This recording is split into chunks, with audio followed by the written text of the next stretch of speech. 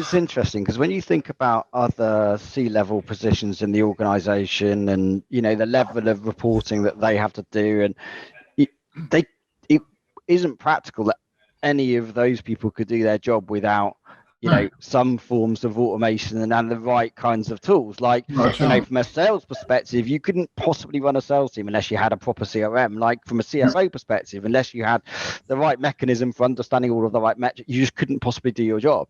And yet you've got a board level position here that's critically important, that's in an incredibly changing and dynamic environment, and there's no tools. You're still trying to scrabble around with spreadsheets and Visio, and that must make it incredibly difficult to get your job done, or to prove you're doing your job in the right way. Yes, exactly.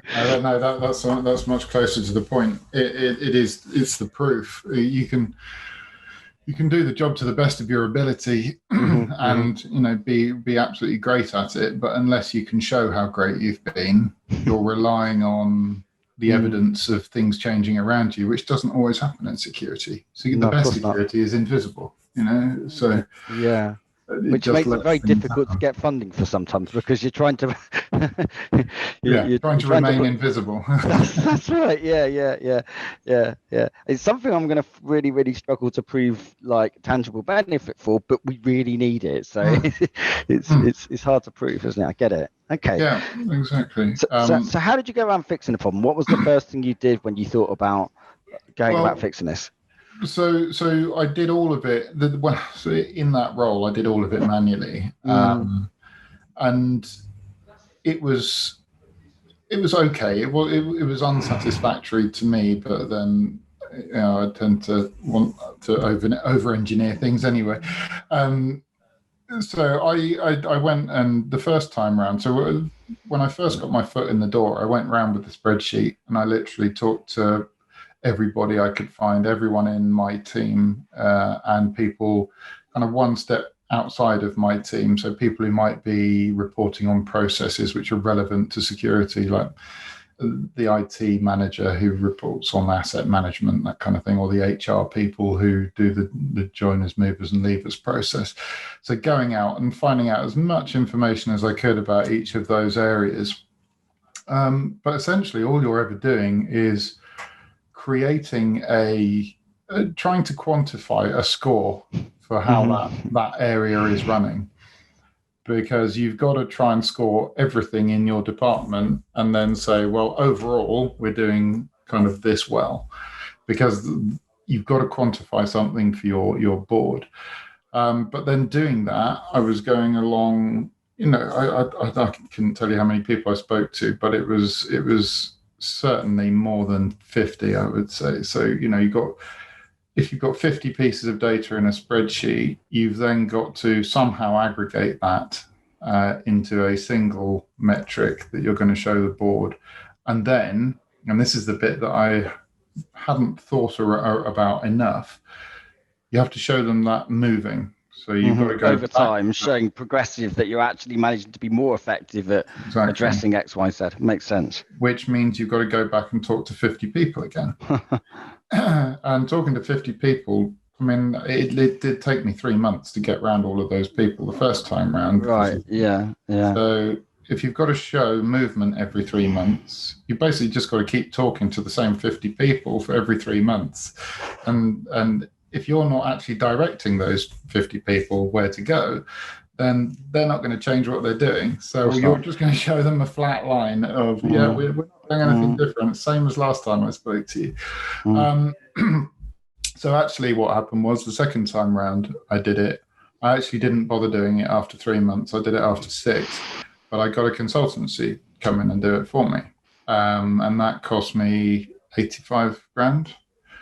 Because they wanted to take 3 months to do it very diligently as well, and, you know, kind of give me their thoughts in a big report and tell me what improvements needed making, which was very similar to what my findings had been 6 months before, surprisingly enough. But nice, yeah.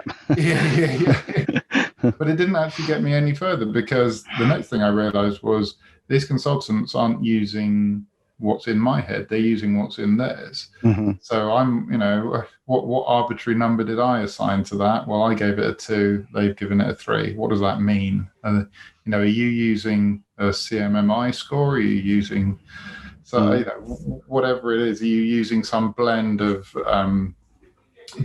design adequacy and operating effectiveness? So the thing using GRC terms, and there's nothing that's underpinning it all. And I got to a point where I just thought, I have this morass of data now, and I can't actually tell you anything more than I could 6 months out of it. I can't tell you that I've got any better.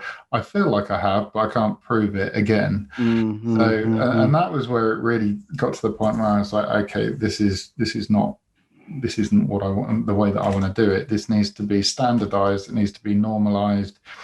It needs to be the same measurement across each of these processes. And I'm not going to do all of it. I don't want to do all of it. And it struck me that I've got a team of people here to do this. It's their day job is running these processes. They should be telling me how that works rather than me going and asking them. So how can I actually get them to do it? So we actually went out and started to build it using Microsoft tools. So we built it. We bought a bunch of Microsoft forms, and we started to define them, and then realized that we were going to have to ask different questions of all the different people in the organization. And we kind of had to start again and think, right, actually, how can we ask this in a generic enough way that it's the same questions to everybody? And then how do we feed that up in a structure where it's getting all of that data is being aggregated to a single level, and then we can report on it? And because we started we had a Microsoft license, so we started using forms. We used Automate to bring all of that together, put it into spreadsheets, and then we were going to put it into Power BI. And we got each of those single components we had working. But when we tried to tie it all together, and I'm sure this is a failing of me and the guy I was working with at the time, but we could not make it work. We just couldn't. There was too many little fiddly nuances of how the Microsoft tools fitted together, because they're not all native Microsoft. They're things that have been built by other team and then acquired, so they don't have quite the same syntax. And the closer we got, it felt like the further we were from what we originally wanted to do, and it never quite worked, and it almost fell apart towards the end. So we just said, I got to a point where we'd burnt another couple of months on it, and I just said, this is too much of a distraction. We're gonna bury this now. We'll come back to it if we've got some more time, kind of after Christmas type thing. And then that's when my contract, I heard that was we were getting somebody in as a permanent replacement. So we shelved it completely. And it was around that time that I actually started doing some advisory for a tech incubator called Cylon, based out in Hammersmith.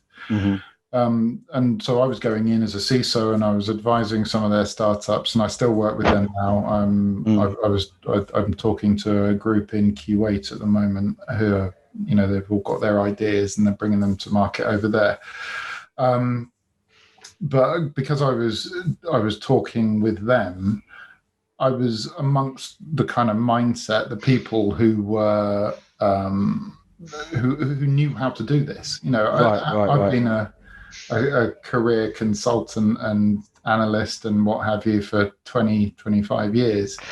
I don't really know the startup market anymore. It's where I came from, but as a junior, but I never knew how to run one. So I was suddenly in this area, and I had all of these people who knew how to do it. And I said, well, look, I had this idea for a product that I thought I could build, but I just don't know how to go about it. And they were just incredibly enthusiastic about it. And they're saying, actually, the people who make them the most successful startups tend to be ex-CISO, in cyber anyway, tend to be ex-CISOs. the ones we've seen the most success from are people who've actually experienced the pain that people are going through. Right. So yeah, I sort of started to get involved then, and we're over a year down the line now, and we're just heading towards the end of our second round of funding. So it's all going well. We got our alpha release coming out at the end of this month, and people interested in what we're doing, which is the main thing. So.